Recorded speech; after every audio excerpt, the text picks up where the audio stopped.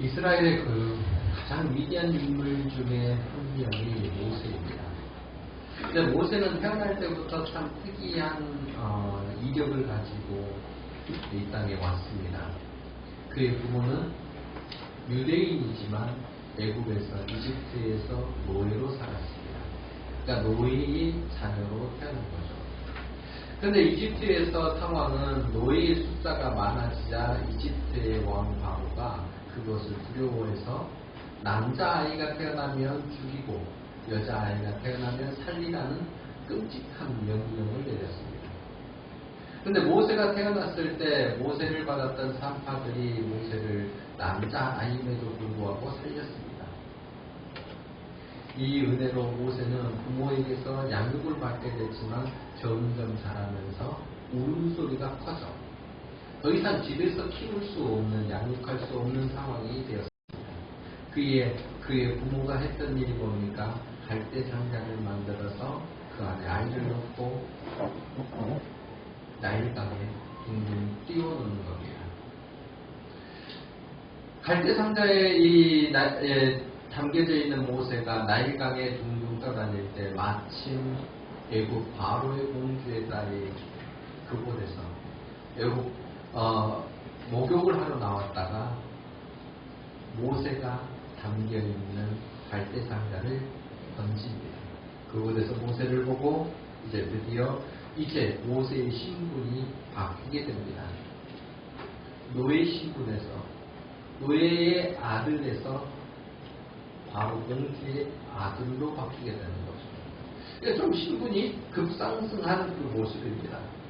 공주의 아들로 40년을 왕궁에서 살았습니다. 배우고 인기 있는 것 많았고 사람들로부터 인정받는 모세였습니다. 근데 모세의 마음 가운데는 한 가지가 꿈틀거리고 있었던 것이 있죠. 그를 유모로서 키웠던 어머니가 넣어주었던 교육입니다. 유대인 교육. 너는 유대인이야. 너는 히브리 민족이야. 라는 그 교육이 모세의 마음 가운데는 늘 가득 채워져 있었던 겁니다. 어느 날 모세가 밖에 나갔다가 애굽인이, 이집트인이 유대인, 히브리인을 몹시 구박하고 못살게 두는 것을 보고 이것을 분에 못 이겨 그를 쳐 죽였습니다. 살인을 저지른 거죠. 애굽인을 죽인 사실이 탄로날까봐 모세는 광야로 도망을 쳤습니다. 사막으로 도망쳐서 그 사막 미디안 광야 가운데에서 모세는 방황하다 한 여인을 만나 가정을 꾸리게 됐습니다. 그런데 그 가정은 오늘 본문 1절에서도 있는 것처럼 미디안 제사장 이드로의 가문이었습니다. 근데 40년을 살았던 이 기간 동안 모세는 다름 아닌 처가살이를 하는 거죠. 처가살이 40년, 여러분 얼마나 끔찍한 일일까요? 지금이야 이런 세대 간 가정 간의 부분이 사라졌기 때문에 괜찮다라고 이야기하지만 과거 시대, 이때 시대에는 이게 보통 일이 아닌 거죠. 하여튼 그 삶을 살던 이 모세, 얼마나 처량하게 되었을까. 근데 먹고 사는 것이 또 문제라 이렇게 처량한 80세 노인이 매일 양을 치러 나왔다라는 거예요. 그릴 얼굴, 힘은 다 빠진 그 노인, 지팡이에 의지한 그 모세. 자기를 볼 때 모세의 모습이 늘 처량하고 불쌍했던 것 같아요. 그의 심정을 토로하는 성경 구절이 하나가 있습니다. 그때의 모습이죠. 출애굽기 2장 22절 말씀 보면 이런 내용입니다. 그가 아들을 낳음에 모세가 그 이름을 게르솜이라 하여 이르되 내가 타국에서 나그네가 되었습니다 하였다.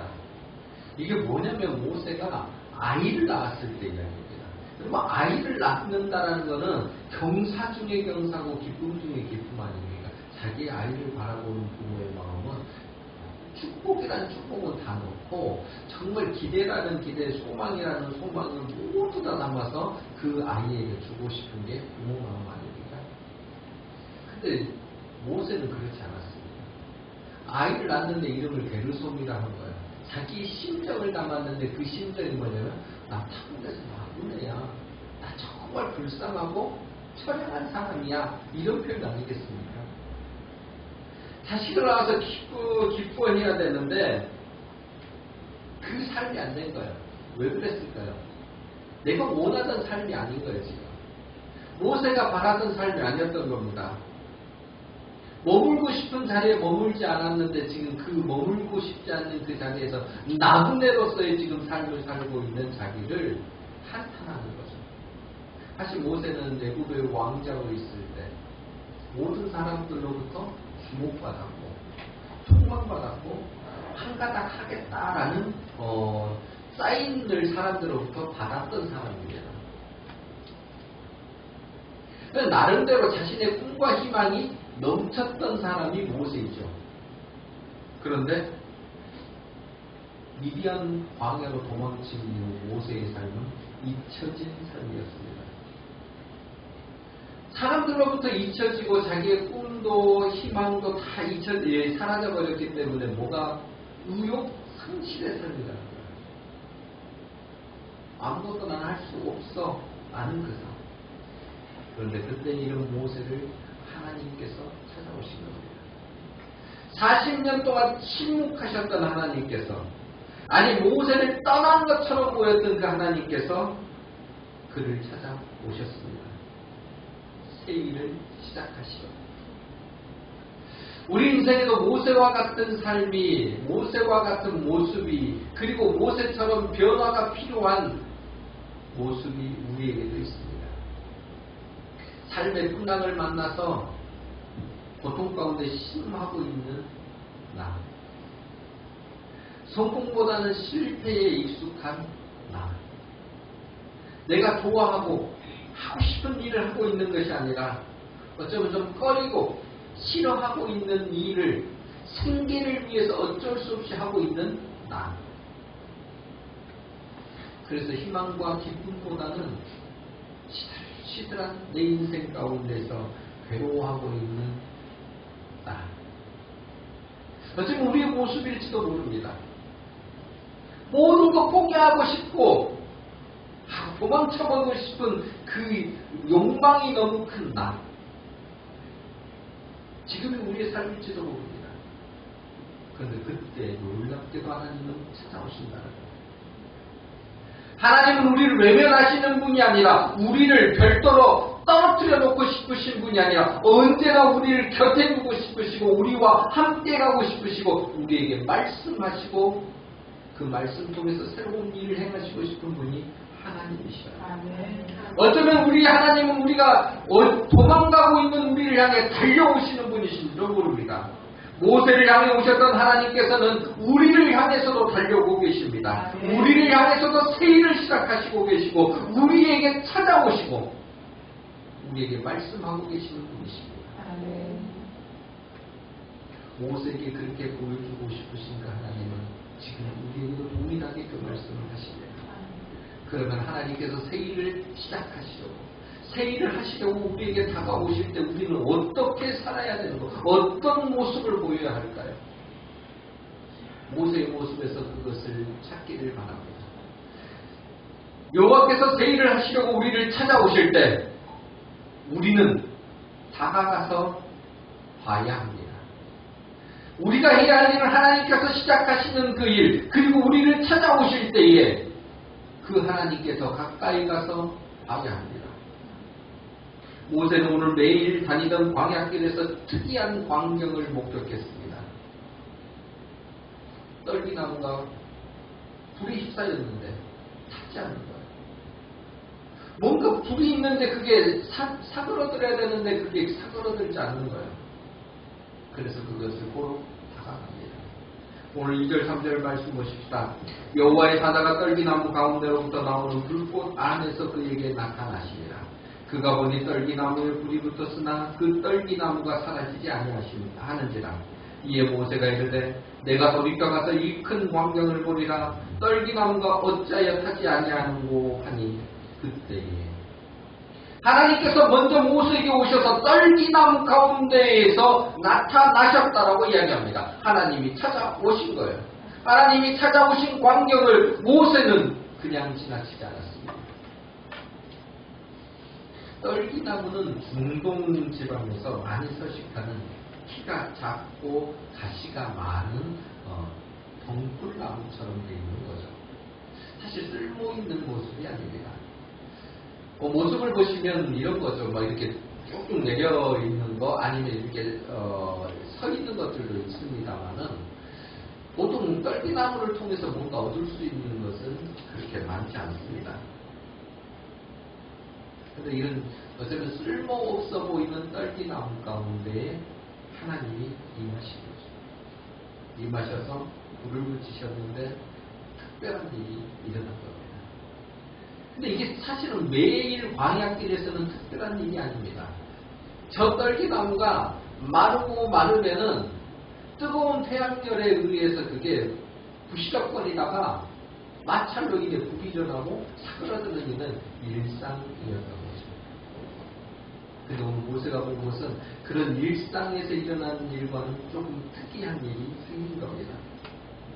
불이 붙었으나 나무가 타지 않는 것.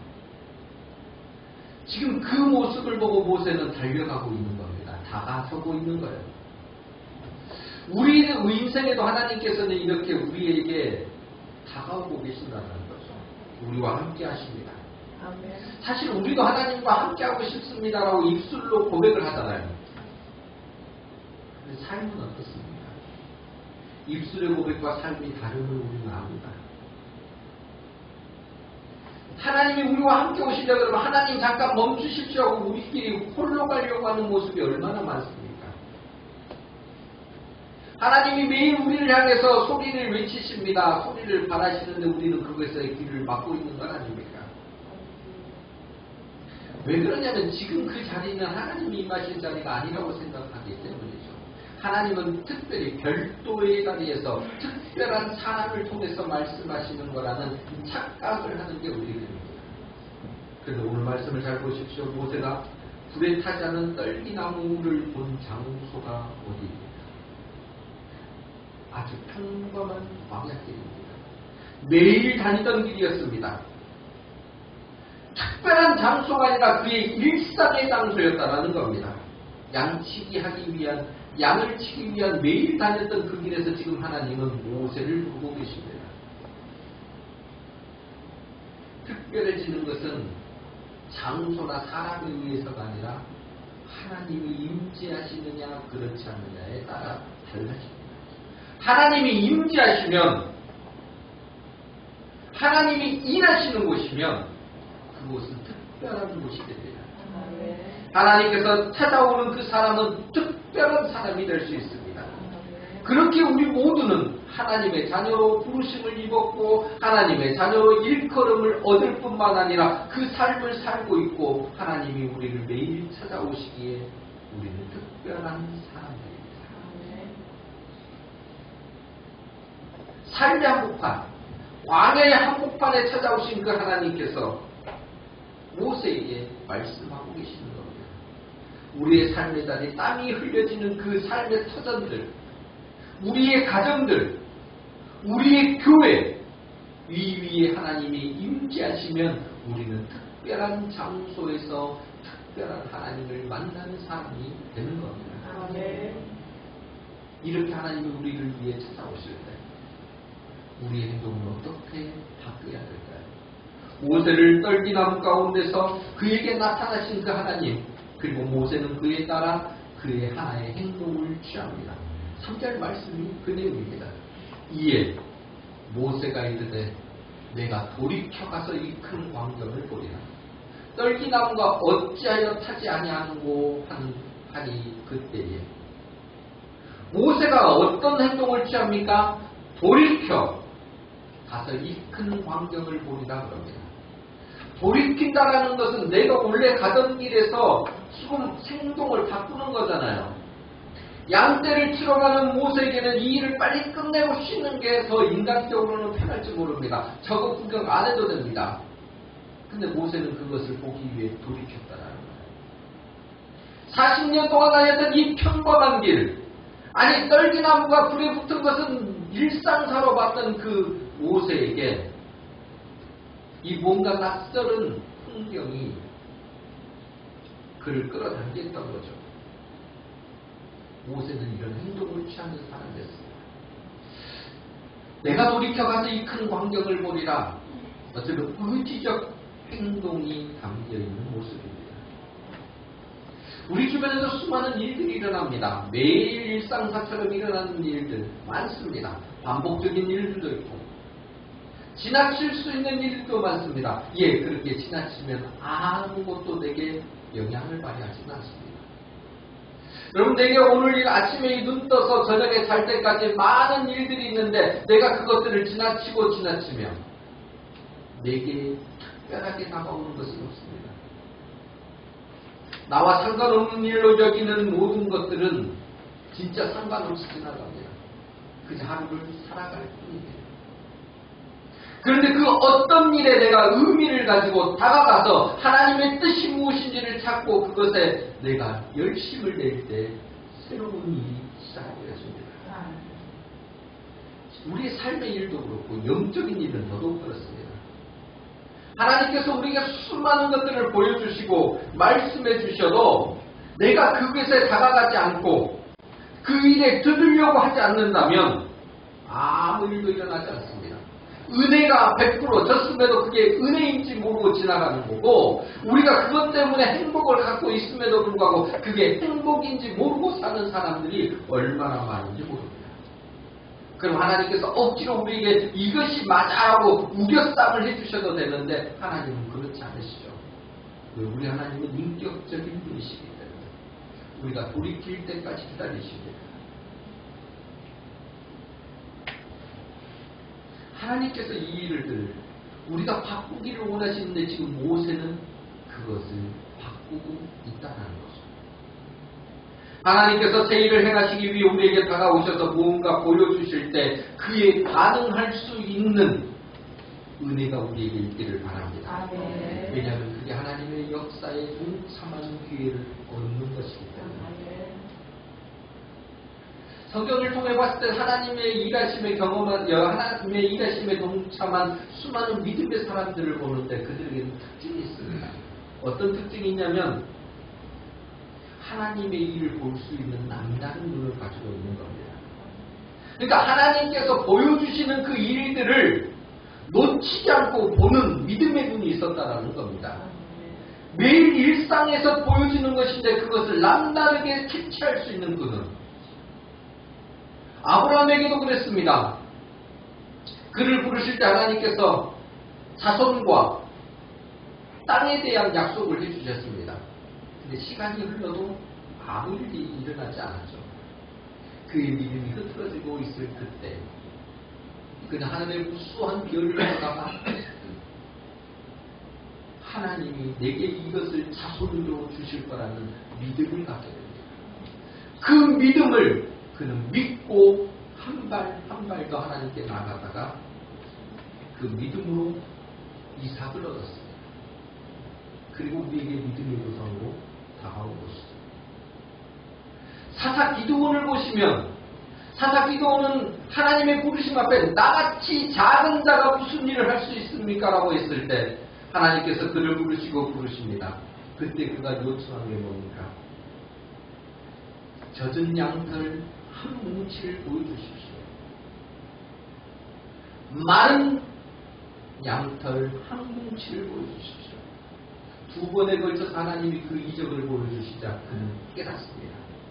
하나님께서 나를 통해 이스라엘을 구원하시려고 확신하니 내가 그 하나님의 도구가 되겠노라고 미디안을 향해 나아갑니다. 그래서 기드온이 이스라엘을 구원했습니다. 우리가 잘 아는 선지자 엘리야는 어떻습니까? 수년째 계속된 이 가뭄 가운데에 이 가뭄을 해결하고 싶은 그 욕망이 있었는데 하나님께 기도했는데 아무 변화가 생기지 않았습니다. 근데 하늘에서 조그마한 작은 손바닥만한 구름 하나가 생겼을 때 그가 본 것이 뭡니까? 이건 큰 비의 징조라고 봤습니다. 누구나 볼 수 있는 그 구름, 손바닥만한 그 작은 구름에서 그는 믿음을 가지고 하나님의 일을 경험하기 시작합니다. 큰 비가 내릴 거니 속히 내려가십시오라고 외칩니다. 그리고 온 땅에 큰 비가 내렸습니다. 하나님께서 보여주시는 일들을 그냥 지나치지 않고 그 일에 민감하게 반응한 사람들, 믿음의 눈을 가진 사람들, 그들에게는 하나님의 일에 동참하는 은혜가 있었습니다. 그런데 그 하나님의 은혜에 동참한 그들, 그 믿음의 눈만 가졌다고 되는 게 아니라 거기에 따르는 행동이 함께 갔던 것을 우리는 기억해야 합니다. 신앙은 하나님께서 주목하시는 훈련의 반복입니다만 그 반복이 특별히 영이신 하나님께서 일하시는 것을 볼 수 있는 눈, 그 믿음의 눈을 갖는 것도 복입니다만 그것을 보고 그친다면 아무것도 일어나지 않는다라는 겁니다. 왜냐하면 우리의 눈은, 우리가 가지고 있는 특별히 육신의 눈, 영적인 눈은 우리의 원함과 우리의 바람이 있는 곳으로 더 가까이 가기 때문입니다. 우리가 죄로 인해 가지고 있는 눈들, 영적인 눈이든 육신의 눈이든 그게 가르쳐졌을 때 우리의 삶은 육신의 정욕을 따라가는 것, 안목의 정욕과 이색의 자랑으로 따라가는데 매우 익숙한 우리들임을 너무나 우리는 잘 알고 있습니다. 그래서 내가 보고 싶은 것만 보고 내가 듣고 싶은 것만 들으려고 하는 이 집착이 하나님의 일을 방해해버리는 거죠. 그런데 모세는 어떻습니까? 반대의 삶을 살았습니다. 양떼를 그치고 그냥 가던 길을 가는 게 더 편하지만 그것을 돌이켰다라는 거예요. 돌이켜서 하나님께서 내게 보여주시는 것을 보려고 갔습니다. 여러분, 모세가 보려고 갔다고 하지만은 모세에게 하나님은 벌써 일하고 계신 거예요. 뭐요? 모세에게 보여주기 위해 떨기나무에 불을 붙여놓으시고, 이건 뭘까요? 하나님이 보여주시려는 겁니다. 하나님이 보여주시는 것을 보는 것이 믿음의 눈이에요. 내가 보고 싶은 것을 보는 게 아니라 하나님이 보여주시고자 하는 것을 보는 그 눈, 모세는 그게 있었다라는 거예요. 그것을 보려고 모세는 하나님께 다가갔습니다. 우리가 세상에 하나님께서 보여주신 것을 못 보는 것은 사실 분산된 시선이 너무 많기 때문입니다. 하나님께서는 이런 분산된 시선을 하나로 모으기 위해 수많은 일들을 행하시죠. 모세에게 보여주신 것처럼 불에 타지 않는 떨기나무를 통해서도 보여주시지만 하나님은 오늘날 우리에게 수많은 말씀을 통해 하나님께 집중하도록 우리에게 들려주고 우리가 입술로 고백하는 찬송을 통해 기도를 통해서 또 내 주변에 있는 믿음의 사람들이 전해주는 그 말을 통해서 하나님께 집중하도록 돕습니다. 그때 우리가 하나님의 은혜를 받아야 합니다. 거기에 순종해야 합니다. 그것에 귀를 닫고 그것에 눈을 가리면 우리 하나님이 보여주시는 것에 동참할 수 없게 되는 거죠. 지금 내 시선을 살펴보셔야 합니다.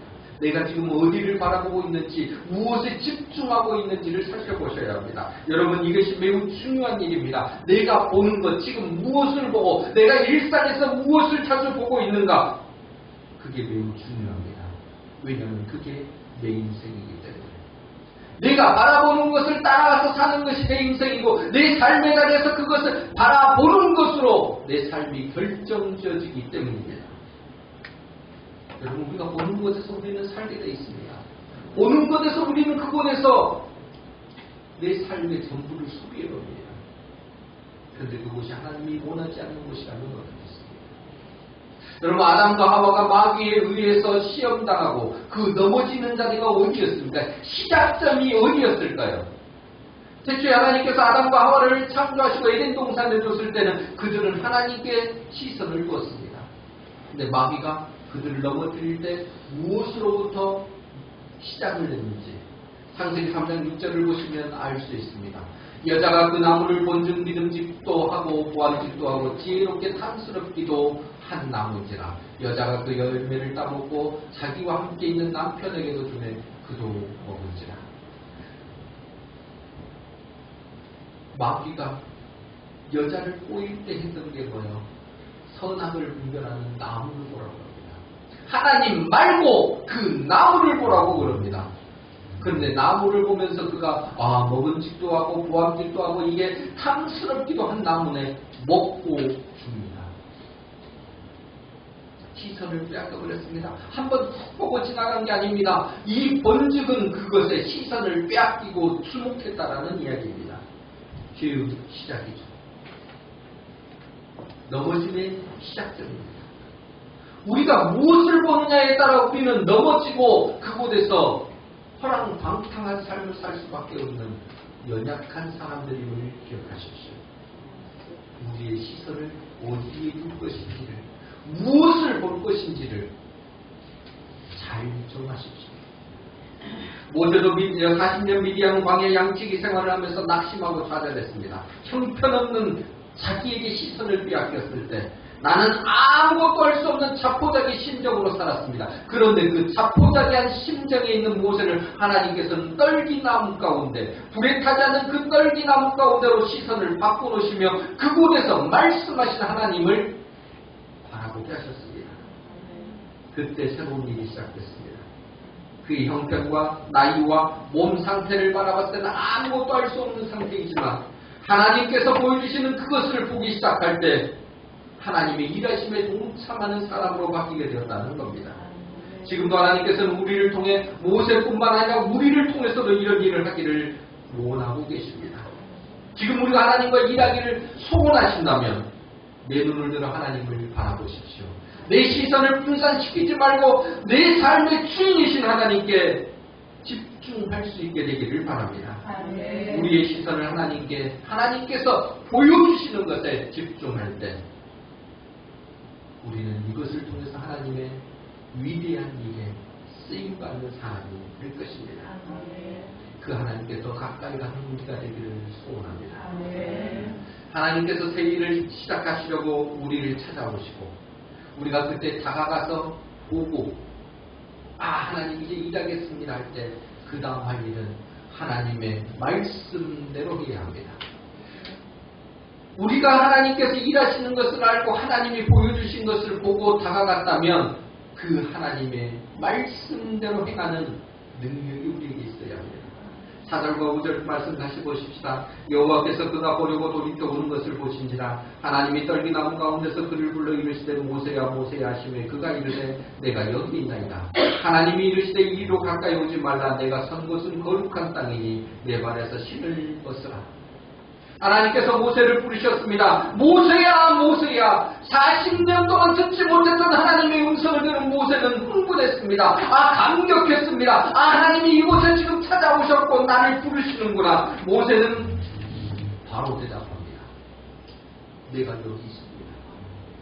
하나님 나 여기 있습니다. 예 모세 여기 있습니다 하고 모세가 어떻게 했겠습니까? 감격했으니 더 가까이 하나님 앞에 가려고 하지 않았겠습니까? 하나님도 40년 만에 모세를 부르셨으니 모세를 안아주고 끌어안아주면 예 모세야 나도 너를 보고 싶었다라고 하셨어야 되는데 의외의 반응이 나옵니다. 모세야 오지마. 이리로 가까이 오지 말라. 아니 하나님이 모세를 싫어하시는 겁니까? 부르셨으면 가까이 올 때 더 가까이 오라고 말씀하셔야 되는데 탕자야 아버지도 집 나간 아들이 돌아올 때 두 손 벌려서 그를 안아주셨는데 우리 하나님이 왜 부르셨다는 겁니까? 가까이 오지 말라고 하시는 하나님이 모세를 사랑하지 않으신 거예요? 정말 모세가 너무 미워서 40년 동안 내 말 안 들어서 그러셨을까요? 너무 사랑하셨어요. 여러분 하나님의 인재가 있는 곳에 가려면 거룩을 가져야 합니다. 구별되고 죄 씻음을 받은 다음에 가야 되거든요. 근데 모세는 지금 그런 은혜를 입지 못했습니다. 부름에 나가기는 했으나 새로운 씻음이 없기 때문에 지금 멈추하신 거예요. 왜? 거룩하신 하나님 앞에 죄 있는 자가 갔을 때는 죽음이기 때문이죠. 지금이야 우리가 예수님이 오셔서 예수님의 보혈의 피에 의지해서 하나님께 나가면 우리는 다 살 수 있습니다만 지금 모세는 구약의 시대입니다. 그러니 이때 모세가 바로 하나님 앞에 갔으면 하나님 좋습니다 하고 갔다가는 모세는 그냥 그 자리에서 죽는 거예요. 하나님이 용서해 주셔야 되는데, 사해 주셔야 되는데 아직 그 과정을 거치지 않은 겁니다. 그래서 멈추라시라. 그리고 그에게 새로운 일을 시작하시려면 그도 새로운 결단이 필요한 겁니다. 여러분, 우리의 방식대로요. 하나님이 나 부르셨으니 내 마음대로 한번 살아볼까? 그래, 내 원하는 대로 한번 해볼까? 하나님은 다 거절하십니다. 그 멈춰 그렇게 이야기하십니다. 앞에서 우리가 봤던 것처럼 하나님이 우리에게 보여주시는 것이 있고, 그것을 보고 믿음으로 하나님 내가 행하겠습니다 하고 나선다 한다고 해서 그게 다 되는 게 아니에요. 그건 내 방식일 수 있습니다. 하나님의 방식대로 해야 됩니다. 그게 하나님의 말씀대로 행할 때예요. 우리가 사실 은혜를 많이 받았을 때, 은혜가 넘쳤을 때 실수하는 게 뭐냐면, 내 은혜에 겨워서 내 방식대로 뭔가를 하려고 할 때입니다. 은혜에 심취해서 내 방식대로 진행하다가 실패해버린다는 거예요. 대표적인 사람이 누구입니까? 다윗이에요. 다윗이 이스라엘의 왕이 되고 예루살렘을 수도로 정하고 모든 것이 국가적으로 평안해졌을 때 다윗이 첫 번째로 행한 행사가 뭐냐면, 하나님의 임재를 상징하는 언약궤를 예루살렘으로 모셔오는 겁니다. 놀라운 일을 행했죠. 수많은 사람들, 이스라엘에서 3만 명의 사람을 뽑았습니다. 새로운 수레를 만들었습니다. 그리고 자기를 비롯한 신하들이, 그리고 모든 악기를 동원해서 국가적인 행사로 언약궤를 가져올 준비를 했던 거죠. 얼마나 많은 정성과 노력이 들어있는지 모릅니다. 그런데 결과는 어떻게 됐습니까? 대실패. 참사예요. 나홀의 사장바닥에서 웃사가 언약궤를 만지다 그는 착사했습니다. 국가적 행사가 실패했던 거죠. 다윗이 적당히 준비했습니까? 아니면 다윗이 시선을 잘못 두었습니까? 다윗이 자기의 욕심을 위해서 일을 했습니까? 아니에요. 모든 것을 하나님께로 향하여 갔으나 그것이 실패된 이유는 딱 한 가지. 하나님의 방식대로 하지 않았기 때문이죠. 언약궤는 수레에 태우는 게 아니라 레위인이 어깨에 메고 가야 되는데, 이 하나님의 방식을 이 다윗은 어겼던 겁니다. 은혜가 많은데 은혜를 내 방식대로 풀었기 때문이죠. 다윗과 같은 실수를 우리도 수없이 많이 합니다. 여러분, 내 방식대로 하는 것은 하나님이 원하시는 게 아니라는 거예요. 40년 만에 하나님의 음성을 듣고 감격한 모세도 마찬가지일 겁니다. 하나님의 드디어 나를 부르셔서 모세야 하니 더욱 기쁘지 않았겠습니까? 그래서 하나님께 가까이 가려고 했습니다. 그런데 그 믿음에 반응한 모세에게 하나님의 말씀은 5절 말씀이 그것입니다. 하나님이 이르시되 이리로 가까이 오지 말라. 내가 선 곳은 거룩한 땅이니 내 발에서 신을 벗어라. 야, 네가 선 땅은 거룩한 땅이니까, 너 이 죄된 곳으로 설 수 없는 곳이니까 내 발에서 신을 벗으라 명령하십니다. 고대의 노예들은 신을 신지 않았습니다. 신을 신을 수 없었던 것이죠. 그런데 모세에게 지금 하나님께서 내 발에서 신을 벗으라는 말씀은 이제 너 내 종이 되라는 말과 같습니다. 하나님의 종이 되라. 그러면 이제 네가 승리를 할 수 있는 일꾼이 된다. 신을 먹고 내 종이 됐을 때 너는 하나님의 말씀대로 행하는 사람이 될 수 있을 거라는 겁니다. 종에게는 권리가 없습니다. 주장할 것도 없고 또 자신의 생각이나 계획이 있어도 그것을 나타내서는 안 됩니다. 왜? 주인의 뜻에 부합하는 삶을 살아야 되는 게 종이기 때문에. 하나님께서 모세에게 신을 벗으라고 하신 명령은 지금껏 모세가 자기의 방식과 자기의 뜻을 따라서 행동하고 살아왔는데 이제 그 80여 세계의 모든 것을 내려놓으라는 겁니다. 이제 내가 너를 새롭게 내 일꾼으로 삼을 테니 나를 따라오라는 거죠. 기존의 방식을 내려놓으라는 겁니다. 하나님의 말씀으로 살라는 거예요. 근데 우리가 신을 벗는 거는요, 매우 어려운 일입니다. 그리고 신을, 내가 은혜를 받았다고 해서 막 신을 벗을 수 있는 게 아니에요. 왜? 내 권리를 포기해야 되니까요. 내가 가지고 있는 것을 내려놔야 되니까요. 내 생각과 내가 살아왔던 수많은 삶의 방식들을 내려놔야 되는 아픔과 고통이 있습니다.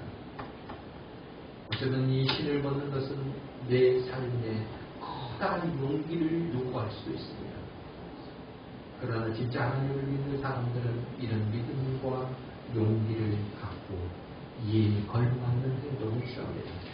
모세가 그랬습니다. 모세의 이 행동에 대해서 히브리서 11장 24절에서 모세의 행동을 이렇게 이야기합니다. 믿음으로 모세는 장성하여 바로의 공주의 아들이라 칭함받기를 거절하고, 바로의 공주의 아들이 되는 것은 그에게는 대단한 특권이며 그에게는 명예와 같은 겁니다. 삶의 자리에서 그냥 흐트러지는 일들이 아니죠. 그런데 모세는 이것을 거절했다고 이야기합니다. 내 것을 포기한 거죠. 하나님의 사람으로 바뀐 그 모습입니다. 그런데 히브리서에서는 이것을 믿음의 행동이라고 이야기를 합니다. 80세 됐을 때 새 일을 해가라 찾아오신 하나님의 명령에 순종해서 최고의 그 명예이자 권리를 내려놓는 모세. 하나님은 그를 쓰신 겁니다. 이제 모세는 뭐가 된 거예요? 히브리 종의 아들도 아닌 이집트 그 왕자의 자리도 아닌 딱 하나가 된 거죠. 하나님의 종이 된 겁니다. 하나님의 일꾼이 된 겁니다. 어쩌면 세상적으로 미련해 보일 수 있습니다. 그런데 모세는 알았던 거죠. 그 어떤 것보다도 크신 하나님이 나를 이끌고 계시니 내가 그것을 믿음으로 선택하겠노라. 그 믿음의 선택에 따라 모세는 민족의 지도자가 될 수 있었습니다. 하나님께서 세례를 시작하시면서 내 신을 벗고 하나님의 말씀의 신을 신으라고 말씀하십니다. 모세에게도 그랬고 우리에게도 그렇습니다. 야, 내 말씀의 신을 신어. 하나님은 그런 자들에게 은혜를 베풀어 주십니다. 하나님의 방식대로 하나님의 신을 신은 사람들에게 그들이 걷는 땅마다, 그들이 밟은 곳마다 전복의 은혜를, 그것을 따라가면서 취할 수 있는 은혜를 베풀어 주십니다. 하나님의 말씀에 따라 살아가는 사람들을 대신해서 하나님이 싸워주시기도 합니다. 그 우리의 필요를 하나님이 대신 채워주시면서 우리가 이 땅에서 하나님의 종으로, 하나님의 일꾼으로 사는데 부족함을 없이 살도록 도와주십니다. 지금 우리는 어떤 방식으로 살아가고 있습니까? 하나님께서 행하시는 새 일에 동참하는 은혜를 누리려면 내가 지금까지 신고 있던 그 신을 벗고 하나님의 말씀에 따른 하나님의 방식의 신을 신으시기를 바랍니다. 그 신을 신고 따라갈 때 우리의 행동과 그 결단에 따른 우리의 모습을 보시고 하나님께서는 더욱 하나님의 새 일에 우리를 동참시켜 주십니다. 사랑하는 성도 여러분, 하나님은 언제나 우리를 찾아오십니다. 예배의 자리에도, 우리가 땀을 흘리는 삶의 자리에도, 우리가 숨을 쉬고 정말 휴식을 취하는 그 자리에도 하나님은 찾아오십니다. 그리고 하나님의 방식으로 우리에게 말씀하시고 그것들을 보여주십니다. 새 일을 시작하시기 위해서. 그때 그것을 볼 수 있는 믿음의 눈이 열려지기를 바랍니다. 그것을 보기 위해 더 가까이 가는 우리가 되기를 소원합니다. 그것을 볼 뿐만 아니라 내 방식으로 그것을 받아들이는 게 아니라 하나님의 말씀대로, 하나님의 방식대로 그 일을 따라가면 하나님께서 새 일을 이루시는 그 모든 삶의 자리에서 일꾼으로 쓰임받고 누림받고 그것으로 기쁨을 누리는 우리 모든 성도들이 되시기를 주님의 이름으로 간절히 부탁드립니다.